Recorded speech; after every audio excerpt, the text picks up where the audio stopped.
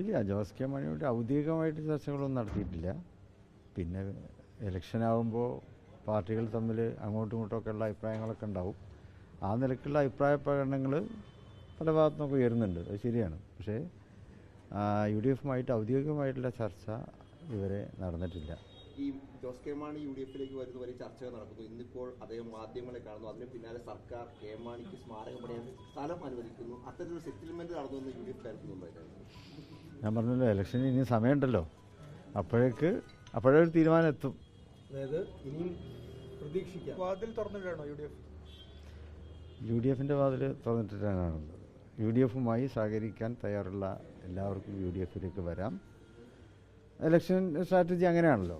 ആ നിലക്ക് ഇനിയും ആളുകൾ UDF-ലേക്ക് വന്നേക്കാം. ഈ ജോസ് കെ മാണിയെ സംബന്ധിച്ച് എവിടെ മത്സരിക്കും എന്നാണ് പ്രധാനപ്പെട്ടത്. പാലയാണ് അവരുടെ ഏറ്റവും പ്രധാന സീറ്റ്. അതിപ്പോൾ മാണി സി കാപ്പൻ്റെ കീഴിലാണ്. മാണി സി കാപ്പൻ കുഞ്ഞാലിക്കുട്ടി അടക്കം കാണുകയും അതിനകത്ത് പാല വിട്ടുകൊടുക്കാൻ കഴിയില്ല നിലപാട് അറിയിക്കുകയും ചെയ്തിട്ടുണ്ട്. എങ്ങനെയായിരിക്കും ജോസ് കെ മാണി അങ്ങനെ അന്വയിപ്പിക്കാൻ സാധ്യത വരികയാണെങ്കിൽ ലീഗിന്റെ ഏതെങ്കിലും പ്രധാന സീറ്റ് വിട്ടു? ഞാൻ പറഞ്ഞല്ലോ, ആ കാര്യത്തിൽ ഔദ്യോഗികമായിട്ടുള്ള ചർച്ചകളൊന്നും നടത്തിയിട്ടില്ല. പിന്നെ മാണി സി കാപ്പൻ കാഷ്വലായിട്ട് കുഞ്ഞാലി സാഹിബിനെ കണ്ടുപോയതാണ്, അല്ലാതെ ഔദ്യോഗികമായിട്ടുള്ള ഒരു ചർച്ചയുടെ ഭാഗമായിട്ടല്ല അത് സംസാരിച്ചത്. സമയത്തിനിപ്പോൾ നമ്മൾ നിർണായകം അല്ല എന്നൊക്കെ ഇങ്ങനെ എന്താ പറയുക. ഔദ്യോഗികമായി ചർച്ച നടത്തിയിട്ടില്ല എന്ന് പറയുമ്പോഴും അനൗദ്യോഗികമായിട്ട് ചർച്ചകൾ നടക്കുന്നുണ്ടോ?